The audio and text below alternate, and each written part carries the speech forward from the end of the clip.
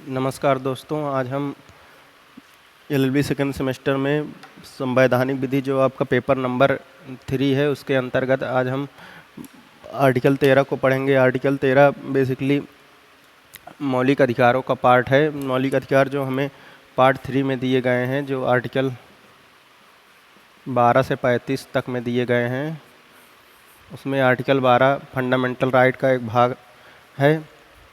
तो fundamental right में article 13 एक बहुत महत्वपूर्ण प्रोविज़न दिया गया है, क्योंकि ये आर्टिकल फंडामेंटल राइट का इसे बेस कह सकते हैं, क्योंकि ये फंडामेंटल राइट को जस्टिसिएबल बनाता है। अर्थात आर्टिकल 13 के हमें यह बताता है कि अगर कोई भी विधि जो फंडामेंटल राइट के कॉन्ट्रावेंशन में होंगी या उनका वायलेशन कर रही हैं, फंडामेंटल राइट का वायलेशन कर रही हैं, तो उन विधियों का क्या प्रभाव होगा, या आर्टिकल 13 हमें बताता है कि उनका क्या इफ़ेक्ट होगा। तो आर्टिकल 13 पढ़ते हैं हम आज।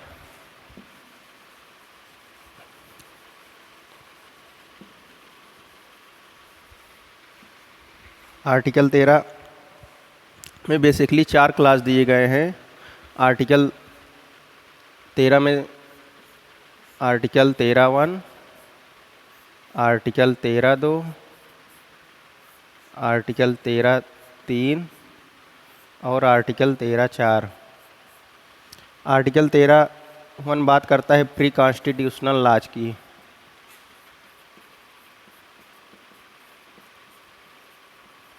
प्री कॉन्स्टिट्यूशनल लॉज की बात करता है। आर्टिकल 13(2) पोस्ट कॉन्स्टिट्यूशनल लॉज की बात करता है।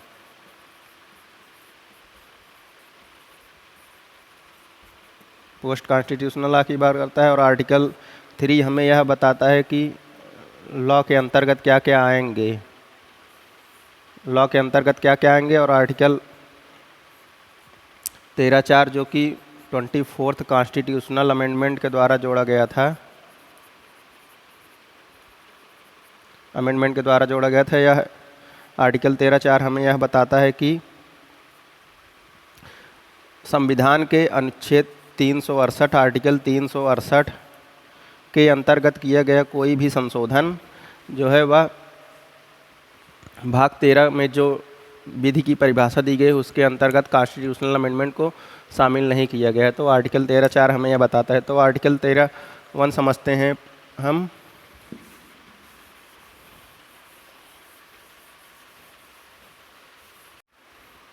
तो आर्टिकल 13(1) की क्या कहता है कि जितने भी कानून जो हैं संविधान लागू होने के पूर्व भारत में इन्फोर्स में थे, वे सभी कानून यदि फंडामेंटल राइट का वायलेशन करते हैं तो वे सभी कानून संविधान लागू होने के पश्चात शून्य होंगे। अर्थात जो जितने भी प्री कॉन्स्टिट्यूशनल लॉज थे, यदि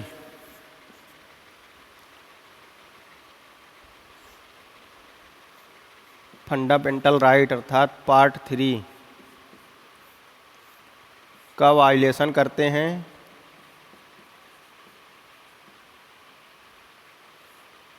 तो वे सभी कानून शून्य होंगे।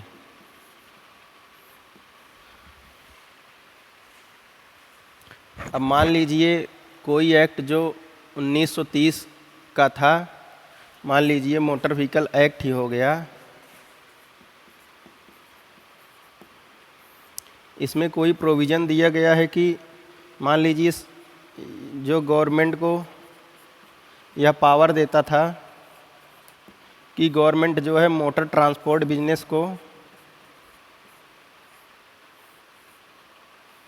अपने कंट्रोल में ले सकती है। तो संविधान लागू होने के पश्चात हमें आर्टिकल 19 में व्यापार की स्वतंत्रता प्रदान की गई है। तो यह जो मोनोपोली देता था गवर्नमेंट को बिजनेस ट्रांसपोर्ट बिजनेस मोनोपोलाइज करने के लिए, तो ये वाइड होगा, क्योंकि ये फंडामेंटल राइट का हमें जो व्यापार की स्वतंत्रता आर्टिकल 19 में दी गई है इसका वायलेशन कर रहा है। इसलिए यह कानून का वह भाग जो फंडामेंटल राइट का वायलेशन कर रहा है शून्य होगा। और आर्टिकल 13 क्लास 2 क्या कहता है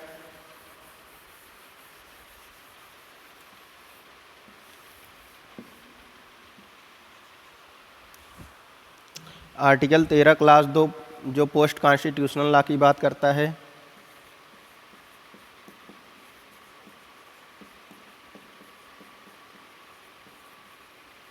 पोस्ट कॉन्स्टिट्यूशनल लॉज की बात करता है। यह क्या कहता है कि राज्य ऐसा कोई भी कानून नहीं बनाएगा जो मौलिक अधिकारों का उल्लंघन करता हो। यदि राज्य ऐसा कानून बना रहा है जो मौलिक अधिकारों का अर्थात फंडामेंटल राइट का उल्लंघन कर रहा है या उनका अल्पीकरण कर रहा है, तो वे सभी कानून प्रारंभ से ही शून्य होंगे, अर्थात उनकी कोई वैलिडिटी नहीं होगी। जैसे अगर पार्लियामेंट कोई भी कानून बनाता है जो फंडामेंटल राइट का वायलेशन कर रहा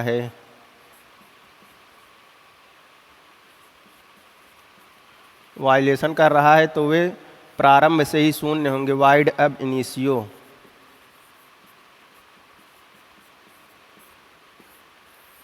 अर्थात article 13 class 2 state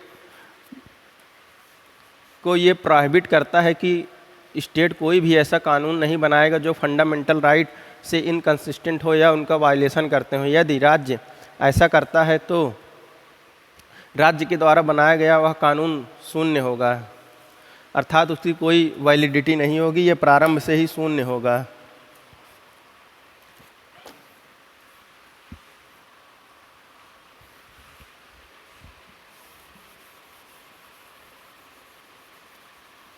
article 13 clause 3 क्या बताता है हमें?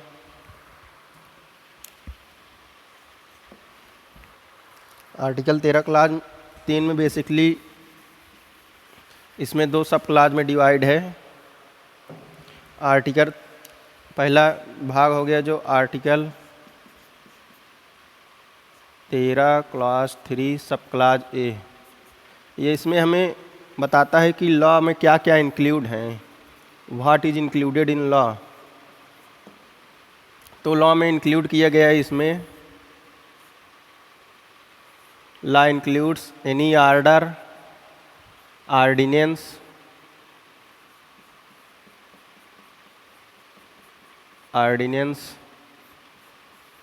Rules, regulations,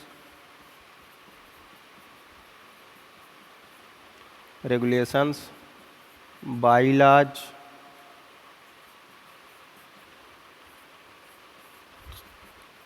custom and usages, इन सभी को लॉ की डिफिनीशन में इंक्लूड किया गया। अर्थात कोई भी ऑर्डर हो गया, ordinance, rules, regulation, bylaws, custom and usages जो कि भारत की टेरिटरी में इन्फोर्स हैं, वे सभी विधि की परिभाषा के अंतर्गत आएंगे। विधि की परिभाषा तो लॉज इन फोर्स। अब article 13 class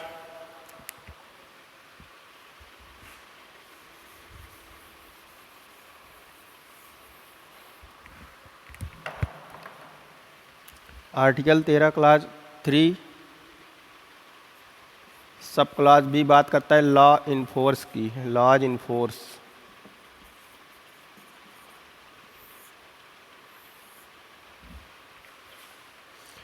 laws in force अर्थात प्रवृत्ति विधि, इसमें वे सभी कानून आएंगे जो कि भारत के राज्य क्षेत्र में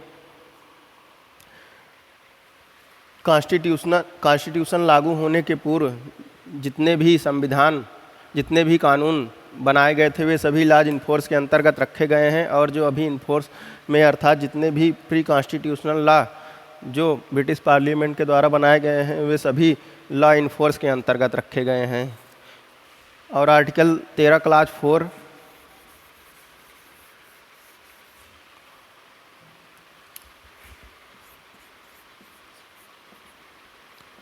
आर्टिकल 13 क्लास 4 जो कि 24th कॉन्स्टिट्यूशनल अमेंडमेंट, जो कि 24th कॉन्स्टिट्यूशनल अमेंडमेंट एक्ट के द्वारा ऐड किया गया, यह हमें यह बताता है कि इस अनुच्छेद की कोई भी बात अनुच्छेद 368 के अधीन किए गए जितने भी संशोधन हैं वह विधि की परिभाषा के अंतर्गत नहीं आएंगे। अर्थात आर्टिकल 368 में जितने भी संशोधन किए जाते हैं वे सभी विधि के अंतर्गत नहीं आएंगे, अर्थात आर्टिकल 13 के स्कोप से उन्हें बाहर रखा गया है। तो आर्टिकल 13 क्लाज में कॉन्स्टिट्यूशनल अमेंडमेंट एक्ट को नहीं जोड़ा गया है, लेकिन ये अब subject to doctrine of basic structure है, अर्थात subject to doctrine of basic structure.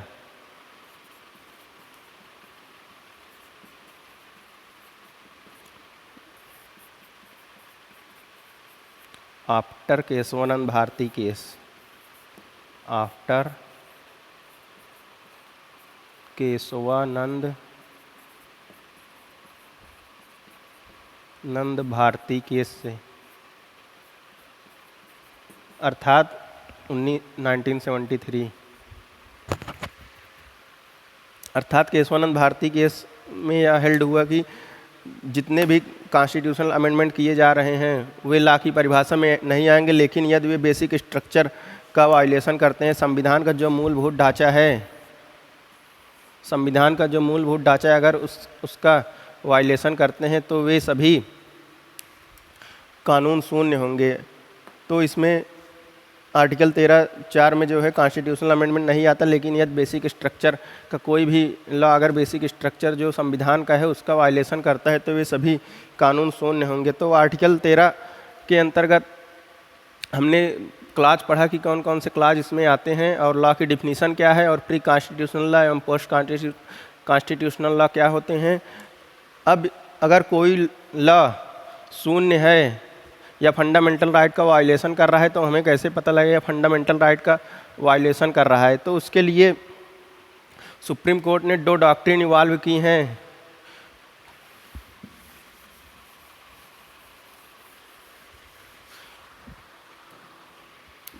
पहला डॉक्ट्रिन है डॉक्ट्रिन ऑफ सेवरेबिलिटी, डॉक्ट्रिन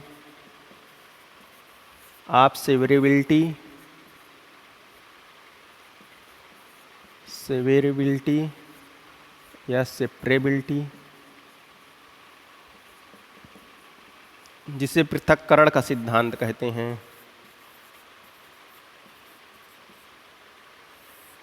पृथक्करण का सिद्धांत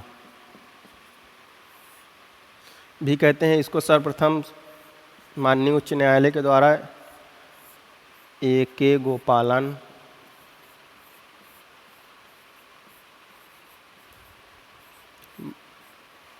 बनाम स्टेट ऑफ मद्रास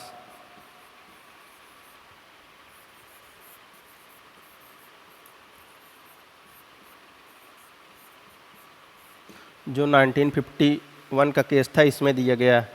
बेसिकली इसका अर्थ होता है कि यदि कोई भी कानून जो फंडामेंटल राइट का वायलेशन कर रहा है उसका उतना पार्ट जो जितना यदि वह सेपरेट जितना पार्ट फंडामेंटल राइट का वायलेशन कर रहा है यदि उसे सेपरेट किया जा सकता है तो उन भाग को सेपरेट कर दिया जाएगा और शेष लॉ वैलिड होगा। अर्थात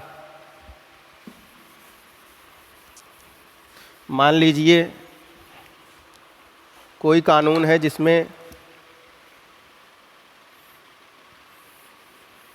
कोई कानून है जिसमें 30 सेक्शंस हैं और उसका 5 सेक्शन जो है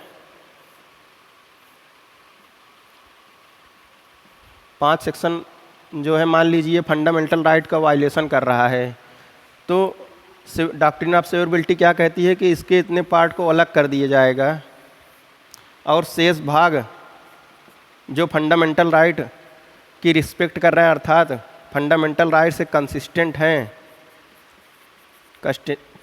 हैं वे उतना पार्ट उसका वैलिड होगा और जो फंडामेंटल राइट की रिस्पेक्ट नहीं कर रहे हैं अर्थात फंडामेंटल राइट से इनकंसिस्टेंट हैं तो इतने पार्ट को वाइड डिक्लेयर कर दिया जाएगा।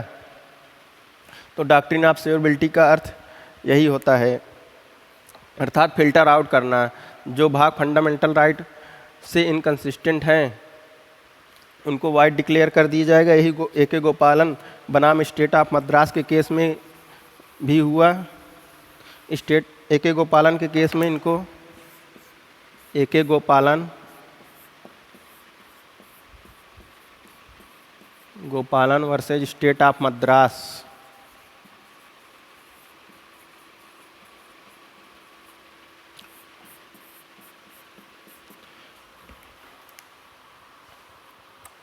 AK गोपालन को जो है सेक्शन 14 प्रिवेंटिव डिटेंशन एक्ट के अंतर्गत इनको डिटेंड कर लिया गया है। और सेक्शन 14 यह प्रोविज़न करता था, प्रिवेंटिव डिटेंशन एक्ट का सेक्शन 14 यह प्रोवाइड करता था कि यदि किसी को प्रिवेंटिव डिटेंशन एक्ट के अंतर्गत अरेस्ट किया जा रहा है तो वह अपने अरेस्ट के ग्राउंड को कोर्ट में चैलेंज नहीं कर सकता। तो क्योंकि सेक्शन 14 फंडामेंटल राइट का वायलेशन कर रहा था, इसीलिए सुप्रीम कोर्ट के द्वारा सेक्शन 14 को अनकॉन्स्टिट्यूशनल डिक्लेयर कर दिया गया। बाकी शेष प्रोविज़न को उसी तरह वैलिड रखा गया जितने भाग फंडामेंटल राइट के रिस्पेक्ट में थे। तो इसमें सेक्शन 14 को बेसिकली जो है अनकॉन्स्टिट्यूशनल डिक्लेयर कर दिया गया। अब दूसरा वाद हमें state of Bombay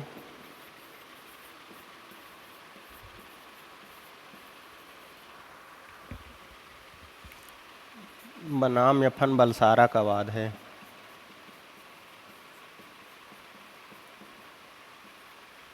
F1 Balsara, इस वाद में क्या हुआ था कि बॉम्बे प्रोहिबिशन एक्ट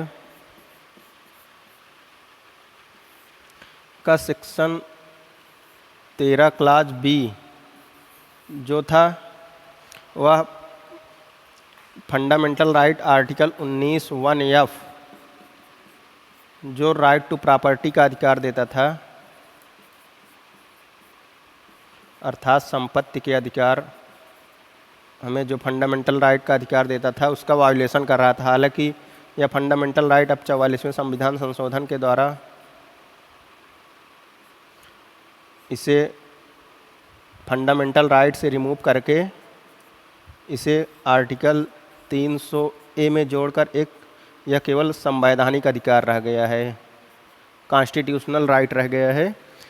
जब ये 1991 राइट टू प्रॉपर्टी था तो इसमें इसका बॉम्बे प्रोहिबिशन एक्ट का सेक्शन 13B जो था वह फंडामेंटल राइट टू प्रॉपर्टी के वायलेशन कर रहा था, इसीलिए इस सेक्शन 13B को अनकॉन्स्टिट्यूशनल डिक्लेयर कर दिया गया। अब तीसरा वाद हमें RMDC बनाम यूनियन ऑफ इंडिया का है।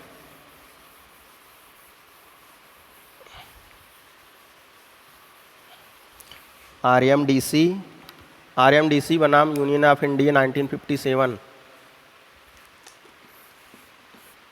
RMDC बनाम यूनियन ऑफ इंडिया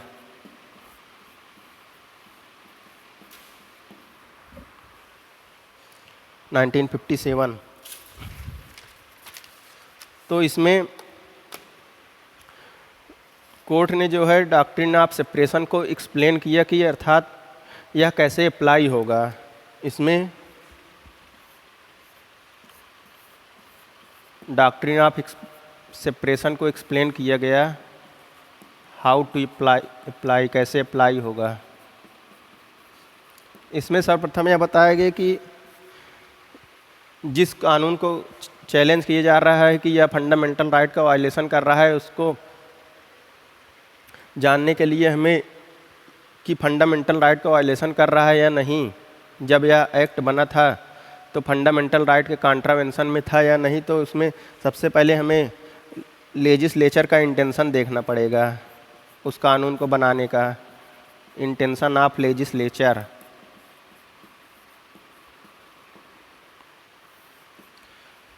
अर्थात लेजिस्लेचर का इंटेंशन इसमें डिटरमाइनिंग फैक्टर है कि कोई भी कानून जो फंडामेंटल राइट्स से अब इनकंसिस्टेंट हो गया है तो उसको जब लेजिस्लेचर के द्वारा बनाया जा रहा था तो उसका इंटेंशन फंडामेंटल राइट के वायलेशन करने का था नहीं, उसे देखा जाएगा। तो इसके लिए हमें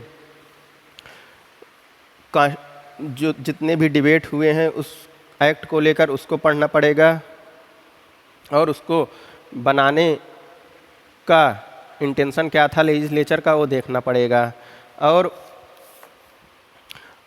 इसमें यह भी बताया गया कि अब मान लीजिए कोई भी कानून है जिसमें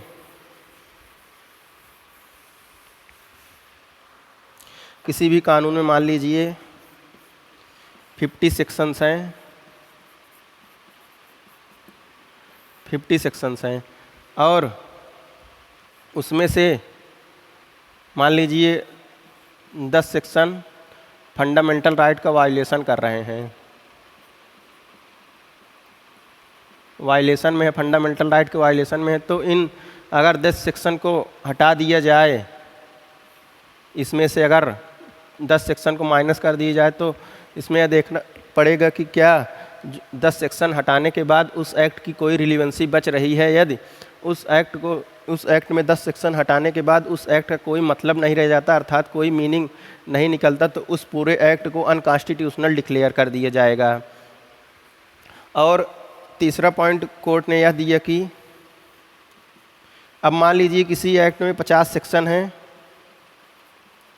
और उसमें से 10 सेक्शन को हटा दिया जाए और जो बचे हुए सेक्शन है उसमें थोड़ा सा अल्ट्रेशन कर दिया जाए।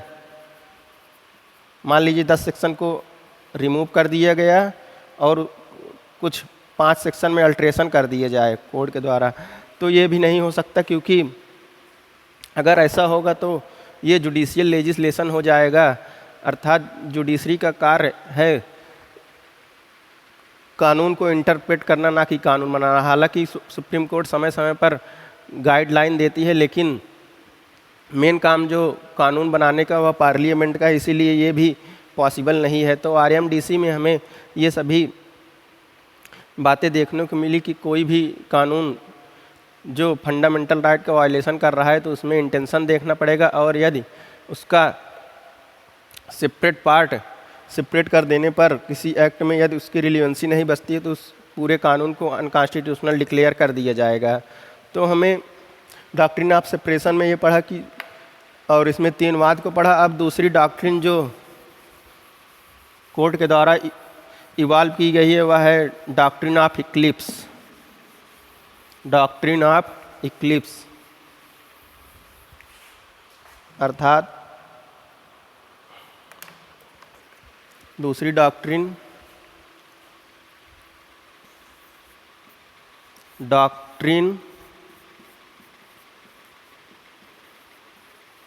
ऑफ इक्लिप्स, इसकी हिंदी आच्छादन का सिद्धांत, आच्छादन का सिद्धांत।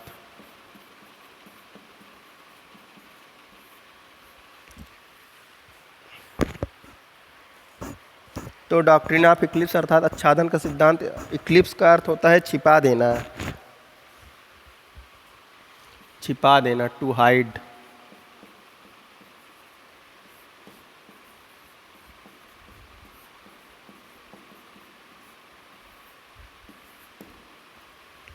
डॉक्ट्रिन ऑफ इक्लिप्स का अर्थ होता है छिपा देना।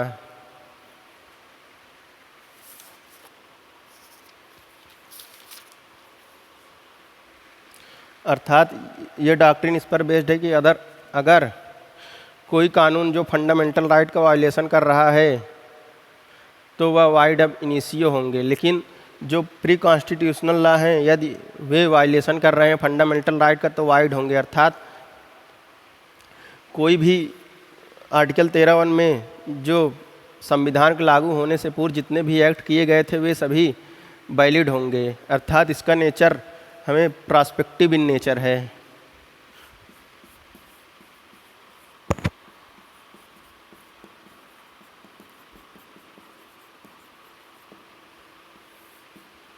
प्रॉस्पेक्टिव इन नेचर या उन विधियों को शून्य करने की बात करता है जो फंडामेंटल राइट का वायलेशन कर रही हैं, अर्थात जो विधि संविधान आने के पूर्व लागू थी उन्हीं विधियों की यह डॉक्ट्रिन ऑफ इक्लिप्स बात करता है। तो इसको सर्वप्रथम केशव माधव मेनन बनाम स्टेट ऑफ बॉम्बे में बताया गया। केशव माधव मेनन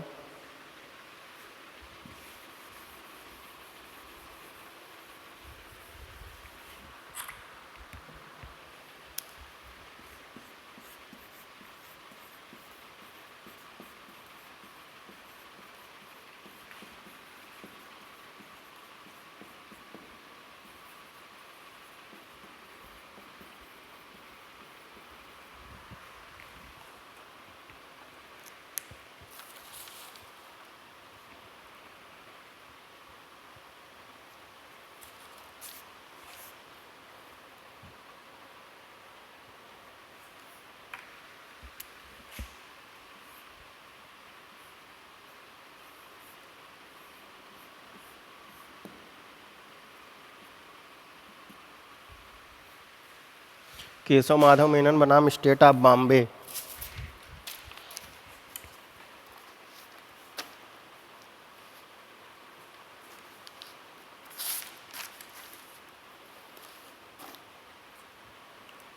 इसमें क्या था कि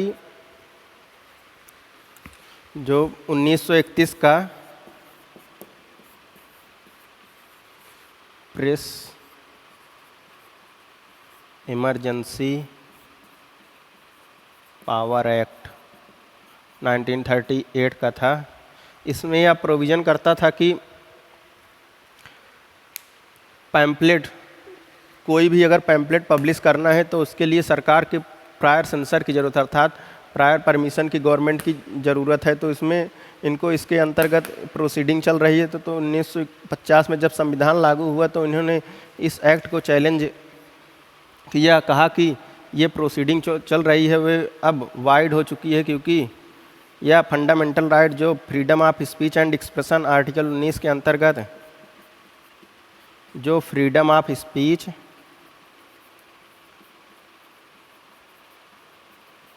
एंड एक्सप्रेशन का राइट दिया गया है उसका वायलेशन कर रही। तो कोर्ट ने यह निर्धारित किया कि जो एक्ट आपके द्वारा जो एक्ट किया गया है वह संविधान के लागू होने से पूर्व किया गया था। इसीलिए यह, क्योंकि फंडामेंटल राइट हमें संविधान बनने के पश्चात प्राप्त हुआ, इसीलिए यह प्रोसीडिंग जो है वैलिड होगी, अर्थात इसका नेचर प्रॉस्पेक्टिव है ना कि retrospective.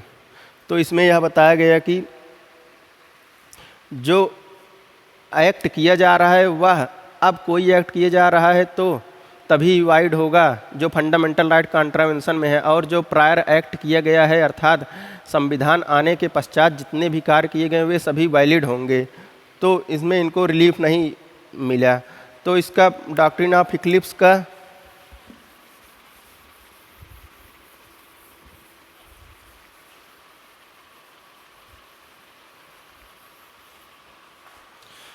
Doctrine of Eclipse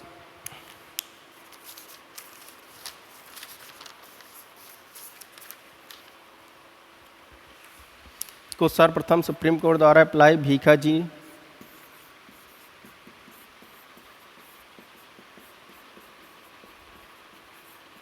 Narayan Das versus state of MP के केस में इस डॉक्ट्रिन को समझाया गया।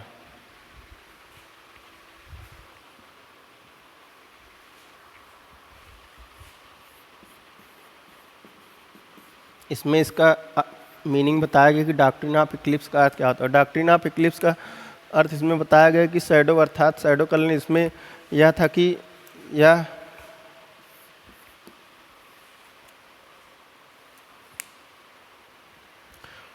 बताया गया कि यदि कोई कानून जो फंडामेंटल राइट का वायलेशन कर रहा है उस पर, तो फंडामेंटल राइट की उसे शैडो पड़ जाएगी, अर्थात जितने भी भाग फंडामेंटल राइट का वायलेशन कर रहे हैं वे सभी मोर्बिड कंडीशन में चले जाएंगे जब तक, और अगर पार्लियामेंट उसमें कोई संशोधन कर देती है और वे फंडामेंटल राइट से कंसिस्टेंट हो जाते हैं तो वे पार्ट वैलिड हो जाएंगे।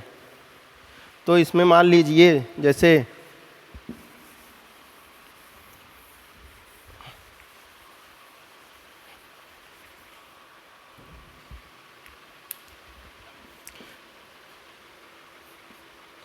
जैसे कोई एक्ट था प्री कॉन्स्टिट्यूशनल एक्ट और वह संविधान आने के पश्चात उसका कोई भाग मान लीजिए फंडामेंटल राइट से इनकंसिस्टेंट हो जाता है, अर्थात फंडामेंटल राइट का वायलेशन कर रहा है तो उस पर फंडामेंटल राइट की शैडो पड़ जाएगी। ऐसे मान लीजिए ये उतने भाग पर फंडामेंटल राइट की शैडो पड़ जाएगी, अर्थात यह भाग मोर्बिड कंडीशन में चला जाएगा। और यदि कॉम्पिटेंट लेजिस्लेचर के द्वारा इसमें कोई संशोधन बाद में अमेंडमेंट कर दिया जाता है और उस पर फंडामेंटल राइट से कंसिस्टेंट हो जाता है तो वे भाग पुनः वैलिड हो जाएंगे। तो इसका अर्थ यही हुआ कि अर्थात यदि फंडामेंटल राइट से इनकंसिस्टेंट कोई भी कानून जो फंडामेंटल राइट से इनकंसिस्टेंट है तो वे सभी कानून मॉर्बिड कंडीशन में चले जाएंगे और कॉम्पिटेंट लेजिस्लेचर के द्वारा यदि उसमें कोई बाद में संशोधन किया जाता है और वे फंडामेंटल राइट से कंसिस्टेंट हो जाते हैं तो वे कानून इन्फोर्स में आ जाएंगे। तो बेसिकली डॉक्ट्रिन ऑफ इक्लिप्स में समस्या यह उठी क्या यह प्री कॉन्स्टिट्यूशनल लॉ पर अप्लाई होगा या पोस्ट कॉन्स्टिट्यूशनल लॉ पर भी।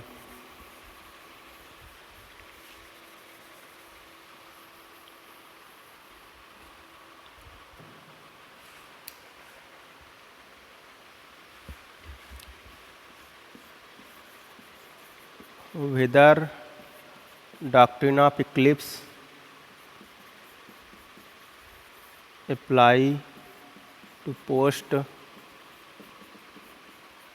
constitutional laws or not।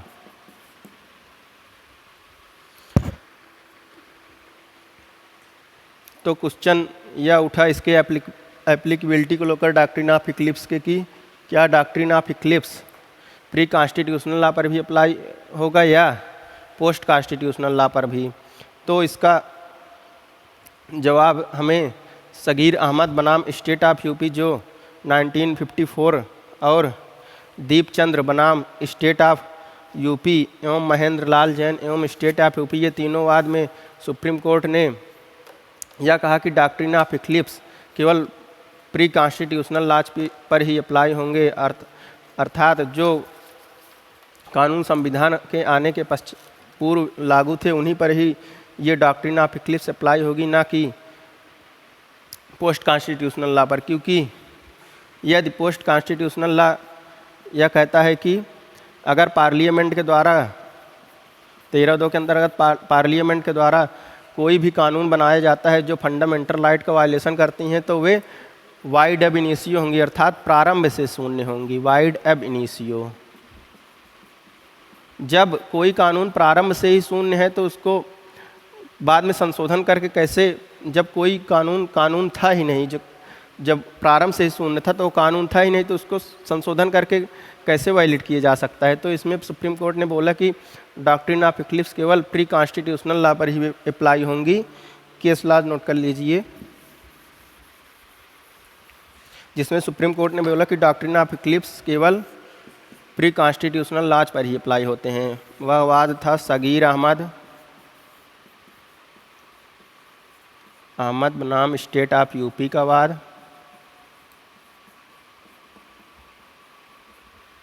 और दूसरा वाद है दीपचंद्र बनाम स्टेट ऑफ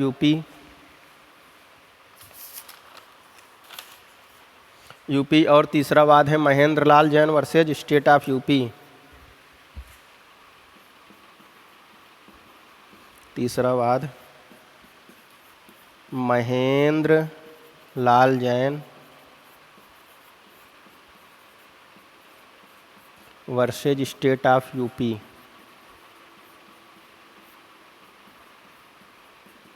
इन वादों में बोला गया कि doctrine of eclipse pre constitutional law पर ही अप्लाई होंगे। फिर अगला वाद हमें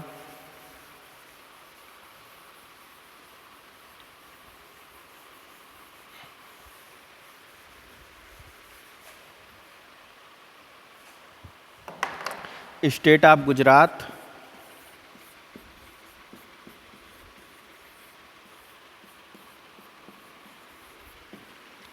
बनाम अंबिका मिल का केस।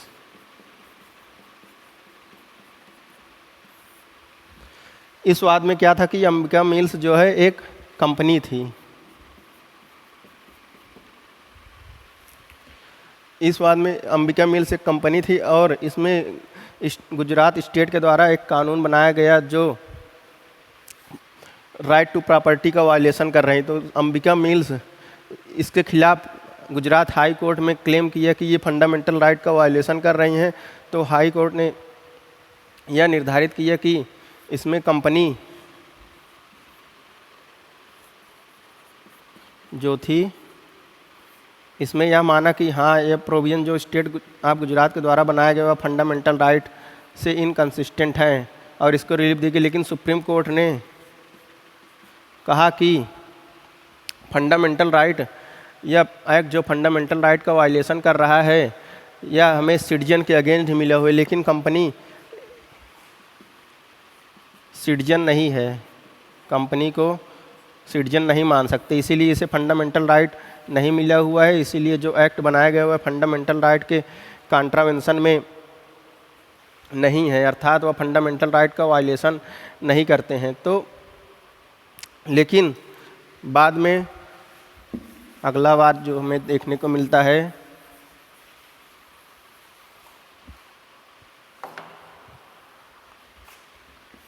दुलारे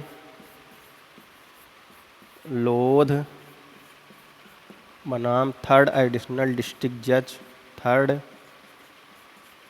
एडिशनल डिस्ट्रिक्ट जज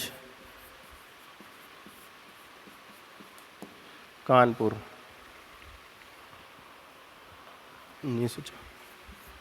1984 का वाद है। इसमें सुप्रीम कोर्ट ने डॉक्ट्रिन ऑफ इक्लिप्स को सिटीजन के अगेंस्ट भी अप्लाई किया।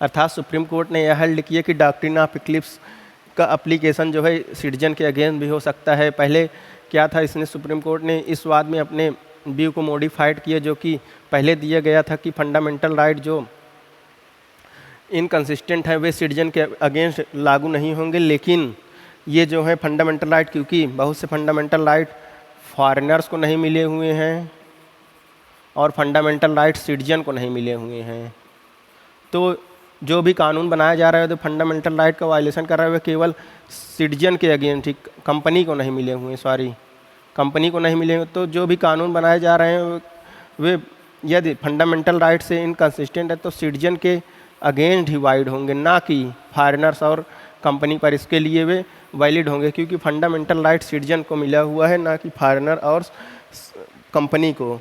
लेकिन बाद में सुप्रीम कोर्ट ने दुलारे लोध बनाम थर्ड एडिशनल डिस्ट्रिक्ट जज कानपुर 1984 का जो वाद है इसमें अपने व्यू को मॉडिफाई किया और यह अप्लाई किया कि डॉक्ट्रिन ऑफ इक्लिप्स जो है यह सिटीजन के अगेंस्ट भी लागू हो सकता है।